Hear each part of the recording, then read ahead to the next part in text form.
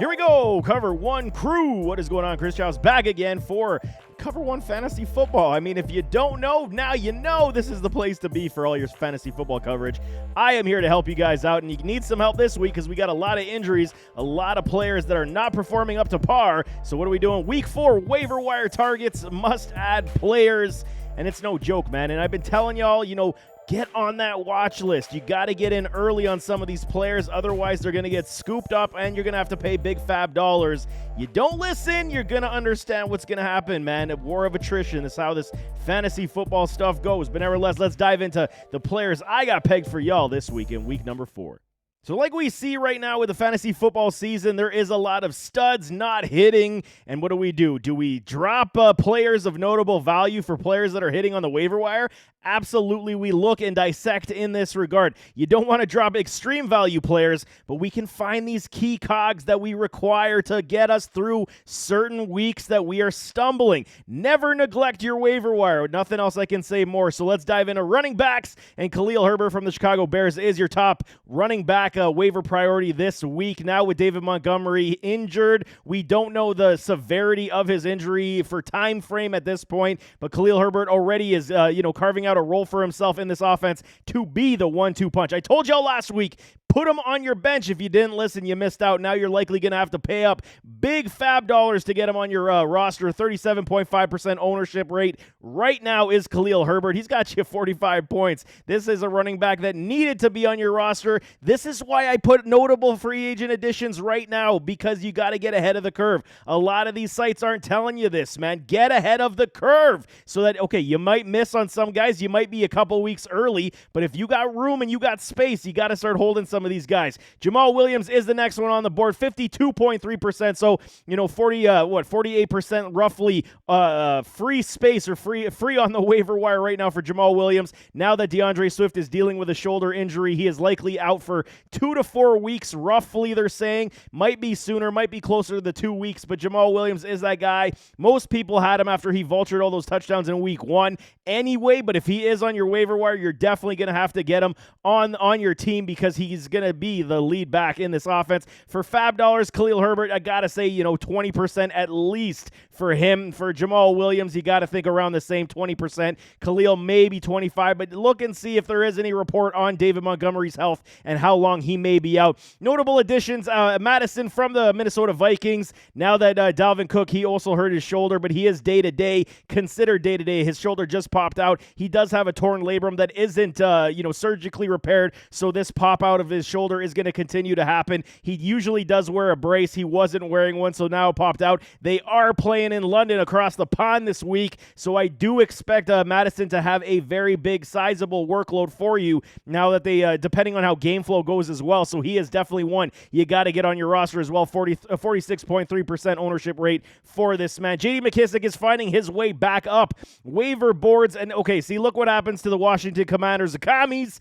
When their offense struggles, J.D. McKissic is the guy that's going to see a lot of checkdowns, which makes him fantasy viable. 23 points for a running back is not bad at this point. It's not great, but I mean, depending on how this offense is going to continue to go, because Carson Wentz in this past game looked absolutely atrocious this past week. But if you're in a pinch with all these running back injuries, play the matchups, play the cards, man. If there are a lot of defenses giving up points to PPR running backs, McKissic is a guy you got to look at. I'm passing over Ingram because I'm not a huge fan, but Tristan Ebner, you guys got to talk about this guy right now. So if we go to like the scouting report, I scout all these players in the NFL draft, and last year, coming into this draft, I scouted Tristan Ebner, and I was telling everybody that I did like his game a lot. He was going to have to be on the bench and pay his dues, because it's very possible the Chicago Bears do not re-sign David Montgomery after this season, and we could see Khalil Herbert and Tristan Ebner be the 1-2 punch in Chicago moving forward. Now, without David Montgomery on this field, you got to look at a Tristan Ebner potentially to be that guy that's going to take change of pace touches in this offense. Yes, the Bears offense isn't great right now. It's not electric to support a lot of pieces, but what it has been consistent is the run game so far. So if you miss out on Khalil Herbert and you have space on your bench, you got to look at Tristan Ebner just a little bit, because he is a very good talent that you got to look at and keep your eye on, because he is one of these guys that could be utilized in this offense as checkdowns and Justin Fields support system, as Ebner he's a good back, and I mean, we might be a couple weeks early again, but I mean, depending on how long David Montgomery is out for, you could see Herbert and Ebner be the 1-2 punch in Chicago. We got the other Detroit running back, Craig Reynolds, and I mean, okay, right now it's a reach, no kidding, but we need running backs. Everybody's starving for running backs right now, and Reynolds could be that guy, the change of pace, just like I'm talking about Ebner with Herbert. Now it's going to be Reynolds to the Jamal Williams change of pace running back, so there could be value here as well. They may not utilize the ground game as much without DeAndre Swift in the mix, but as long as Jamal Williams is the lead back, you got to look at who's the secondary option, and right now that is Craig Reynolds. He does have some ability, basically not owned. Him and Ebner basically not owned in fantasy football right now, and I mean, it's definitely worth a look this week, especially with Swift out, if you're dying for running back potential, man. James Cook does find his way back on the board as a watch. It's just hit that watch button, man, and keep him on that board right now. The Bills, they're trying to figure out this run game. Devin Singletary looked absolutely beautiful in the pass game this past week, so maybe we get Cook more sprinkled in at this point because he does have better wheels than what Devin Singletary does. But as long as Singletary continues to perform the way he is, you got to think James Cook is still going to take the back seat in that respect. Outside of that, the running backs are basically just watch potential with Algier, Spiller, and Robinson. I'm still keeping them on my list. It is still early. We might be still about 2 to 3 weeks too early on these gentlemen, but definitely put them on your watch list and scoop them before they get off the waiver wire, man. Next one we got is wide receivers, Romeo Dobbs, man. And I was talking about this guy. We talk a little scouting report as well. Why not? Romeo Dobbs. This guy is very, very good, okay? And I mean, He coming out of college, I did believe that he was going to be a good wide receiver. I didn't believe he was going to be a great wide receiver. I'll put a caveat there. But playing with Aaron Rodgers, he's going to uplift any wide receiver talent that comes his way. Right now, 21% ownership rate. Unbelievable, because everyone was fearful. Who is going to be the guy in Green Bay? Now Sammy Watkins is on the IR. Yes, Aaron Rodgers is moving the ball around to all of his wide receivers, including Randall Cobb and then Allen Lazard right now. So Romeo Dobbs, he did have a very good game. He's starting to gain a lot of trust, especially even over a Christian Watson at this point. So Dobbs is the guy you got to go and pick up right now. And I mean, when you're talking about his scouting report, I mean, everything you see right now generates quality separation from the arm push-off. He's doing this already. Everything we see, high pointing the ball, man. He understands how to separate, pulls away from coverage when he's going deep. He is doing everything that I watched on film in college. He is doing this with the Green Bay Packers right now, and you got to absolutely love what Romeo Dobbs can do for you in this offense, potentially with Aaron Rodgers building that much more chemistry. Russell Gage is your number 2 wide receiver, in my opinion, this week off the waiver wire, simply because the Tampa Bay Bucks have injuries galore at the wide receiver position, and Gage did repay Tom Brady with some good statistics last week, almost pulled out the victory. But I mean, now what do we say about this offense overall?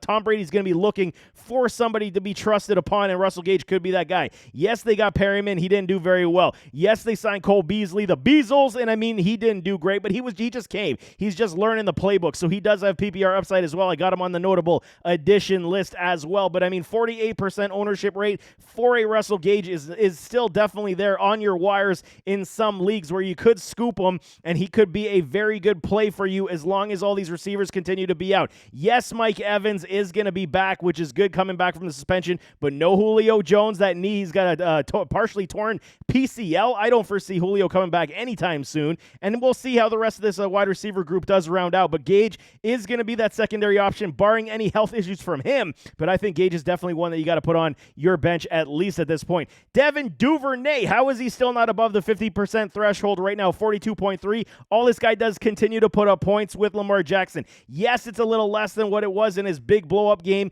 but still 10 points, roughly around 10 points, half PPR per week. You can put this in your flex and smile because he is doing it on the regular. Consistency is what we want to see out of our fantasy players, and Devin Duvernay is one of these guys that is consistently giving you points every single week now. You gotta love it. Lamar Jackson is spreading the ball around and supporting this offense through the air, which is something we haven't seen to this level in the past. So good on you, Lamar, but Devin Duvernay, definitely get him on your team at this point. Greg Dortch, what did I say? The Dortch machine. I told you guys last week and the week before, he was already starting to pick up steam and make a name for himself in PPR leagues, man. Flex appeal is definitely there. 35 points for this man, and he has become a favorite of Kyler Murray. What else can we say? Now with A.J. Green out with an injury as well, we don't know the severity of that one as well. He could be out for some time. Still no D-Hop until week 6. Greg Dortch, man, for at least the next 2 weeks could win you a couple matchups because he is giving you very sustainable point production that can lift you up in a very tight show, man. So why wouldn't you go to the wire and go get yourself some Greg Dortch? I like his game a lot. Hollins from the Las Vegas Raiders, he's starting to pick up steam as well. Derek Carr is, they're locking up Devontae Adams. They're putting double teams and triple teams on him right now. Hollins is the beneficiary of that coverage, and right now 37.2 points. You can't hate it. Had a very big contest this past week. Yes, the Raiders do not look good overall as a team, but they are still going to have to throw. Looking how it appears to me right now, the way they're playing, they're going to be playing from behind quite a bit. So, I mean, that means they're going to be throwing. This is good news for wide receivers for the Las Vegas Raiders. Hollins is a guy that you now have to put on your team. You maybe had 2.2%. You know that's going to go above the 50% threshold this week, if not around maybe 35 to 45, I would say, is probably the safe bet for ownership rate. But Hollins is a guy you got to get on your roster as well because, I mean, why not? He's putting up points. Why would you leave him on the waiver for someone else to take? Zay Jones, us Buffalo Bills fans know Zay very well. And, I mean, what did he catch in his college career? He was like 6,000 receptions. Obviously, I'm joking. But, I mean, he caught the ball. That's his game, man. He's a very good route runner, short yardage guy, and he's got very good hands, and he's going to make a lot of plays. He's proving this. He's being the safety net for a Trevor Lawrence right now, and you can't stop this man in this offense, what they're doing right now. 32.8 points for Zay Jones. He is kind of fitting into that Greg Dortch role right now where he is getting a lot of PPR work, where he is going to be viable in the slot or in the flex position. And you could almost basically start him on a weekly basis now. It's Christian Kirk, and now it's Zay Jones being your 1-2 punch in this offense as we sit today. You can't hate that, man. You got a secondary piece with a Trevor Lawrence who is improving. You got to love it all day long. Devontae Parker does see a big showing this past week, but it came at the expense of Mac Money Jones. He is out now with a high ankle sprain, likely 4 to 6 weeks. So Brian Hoyer is the backup. I don't know how I feel about that, but he could actually support a number one wide receiver like a Devontae Parker. And we'll see how this offense does move. Hoyer is a trusted quarterback in this scheme. Yes, he does turn the ball over, but again, he's going to continue to throw. So Devontae Parker is one I'm not rushing to the wire to go and get, but he definitely is on the watch list. Rounding out all these guys, Josh Reynolds from the Detroit Lions is one that you got to keep your eye on. He is owned only in 1% of leagues, but 2 weeks in a row, Jared Goff has been looking in his direction, and he is making points. 27.2 points for a number 3 wide receiver is very good statistics. Yes, it's going to be very much hit and miss, but if you're looking for that depth at the wide receiver position, do not sleep on Josh Reynolds in this Detroit Lion offense that is starting to look extremely good on the field every single Sunday. Quarterback time, Trevor Lawrence. And again, okay, I hate doing the victory lap so early, but I told y'all, Trevor Lawrence, when you watch what he was doing in week number 2, he was starting to figure it out. I said this on the start and sit. He is a low-risk play, and what did he do this week against the Chargers? He lit up the Chargers because he looks good. He's starting to figure it out. We got to give a lot of credit to head coach Doug Peterson. And I mean, he's turning Trevor Lawrence around. He's making him the efficient quarterback that we wanted to see. Trevor Lawrence is reading the field. He's being decisive. No happy feet. Taking off when he needs to take off, but he's sitting in that pocket. 2 and 3 and 4 reads on the field, dissecting the defense. This is the progression that you wanted to see from the young Trevor Lawrence. Mr. Sunshine with the hair and the locks. He's doing very well. And now at 54%, I put him still at 54. Typically, once they hit 50%, I don't put him on my list anymore. But Trevor Lawrence is too good and undervalued right now for you not to be. If you're a quarterback streamer in fantasy football, Trevor Lawrence is one that could actually be a dynamo for you if he continues to move in this direction. Nearly 60 points already in fantasy football is nothing to sneeze at for Trevor Lawrence. Jared Goff graces the list again, 37.3% ownership rate, but these Detroit Lions, again, he's almost at 60 fantasy points, and these Detroit Lions, they continue to find ways to lose. They lost this past weekend, but I mean, good Lord, do they play well on offense right now? If they can put it all together and start, mix and matching every single week, yes, the loss of DeAndre Swift is going to hurt, which means they could be passing the ball a little bit more. So keep your eye on that. Again, if you're a streaming quarterback player, Jared Goff is one of these guys, along with Trevor Lawrence, that has to be on your team because they're giving you 15 plus points and getting into the 20-point range every single week. I think Trevor Lawrence was roughly around 29 points this past week. You got to get Trevor Lawrence on your roster. Tannehill, Mariota, they are the guys right now. Mariota's very good right now, 51% ownership rate, and I'm not surprised by that one bit because that rushing upside does give you the ability to get extra points. The rushing quarterbacks give us more points every single week, and Mariota is making this Atlanta Falcons offense look very good. Not great, but he's making them look very good. So I think at this point with 21%, everyone's going to, knock Mariota and say, we know what he is as a quarterback, but he's doing more than enough for your fantasy team to give you better points than even what Mahomes did this past week. So, I mean, definitely do not sleep on Marcus Mariota anymore, and he's definitely going to repay you in those terms. We got Jameis Winston, okay, almost 50 points. The fact that I don't like what's going on in New Orleans right now, so I might, fade him this week. Jimmy Garoppolo, same thing. He's stepping out of his own end zone. I don't know what's going on with him. This offense, went to sleep after the first drive on Monday night or on Sunday Night Football. You can't like that at all. But I mean, Mayfield and then Ryan and Zach Wilson also coming back. So there's not a ton of great options outside of Trevor Lawrence and Jared Goff right now. But Zach Wilson is definitely one to keep your eye on. He is supposed to suit up in week 4 as per the head coach. So we shall see if he's going to actually, get back, if he's recovered from that knee injury. And I want to see what he can do with this offense. If Joe Flacco can support this offense, Zach, you got a lot of, high expectations. I guess I should put it that way. You got a lot of high expectations for me, especially. I want to see you put it all together with Garrett Wilson, with Elijah Moore, with this running back room. Let's go, Zach Wilson. Do us some favors and show us some good play on the field. Rounding it out with tight ends, man. Ty Conklin, he is the number one guy for me because he's just been too consistent to leave on this waiver wire. Yes, tight ends are very difficult and very hard to trust week in, week out. Conklin, he did start out very slow, and Flacco found him in garbage time. That is the positive of having a Conklin in an offense like the New York Jets. He will support your fantasy club late in games. Whether they're winning or losing, they're still going to continue to feed the tight end position, and you got to love that all day long. 16% ownership rate, but he's almost at 30 points. You got to plug Tyler Conklin if you have tight end issues on your team right now. I'm a tight end streamer. Personally, I had Conklin in my lineup last week. He repaid me gorgeously in full PPR leagues. David Njoku comes back from the dead, and I mean, this one's going to be hard to trust. I don't care. Everyone's rushing to the wire to go get Njoku. That's fine. I completely understand. He's got athletic ability. He's got good speed. He looked very good on the past contest. What can I say about David Njoku right now? He's just going to be too inconsistent for me. Whether or not, even the coaching staff and Kevin Stefanski also said, we're going to utilize him from time to time depending on how game script does flow. However, we do see they're lacking that secondary wide receiving option right now, and potentially David Njoku is going to be that guy in this offense. Amari Cooper and Jacoby Brissett have found some chemistry. You got to love what you see from those two individuals. Back-to-back 100-yard games for Amari Cooper from this offense. Now David Njoku's starting to find the room over the middle where Jarvis Landry used to roam.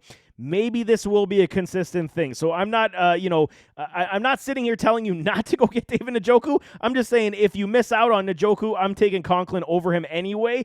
But there is big play potential for Njoku to be that guy in this offense as they start to morph and understand who the secondary piece is going to be. So I'll leave that to y'all who you like better. Right now for me, it's Conklin over Njoku just on consistency rates, where Njoku does have likely the higher ceiling out of the two gentlemen. Jelani Woods, man, from the Indianapolis Colts, he is now making a name for himself, and he looked good this past week. If you guys are not familiar with him, go back to the NFL Scouting Combine. That's where he started turning people's eyes. I liked his game in college, but in the Combine, he did prove that he is an athletic machine, an athletic freak, and he is going to charge this Indianapolis Colts wide receiver room with what Mo Alley Cox was supposed to be. They're going to hopefully make Woods be the fixture, because I think he is a better talent than Mo Alley Cox, and he's proven it. He is a big mismatch, like basketball-style player, how the NFL is coveting their tight ends. Woods is a guy that, maybe give him one more week to see if he does produce before you put him on your bench, because I don't like holding double tight ends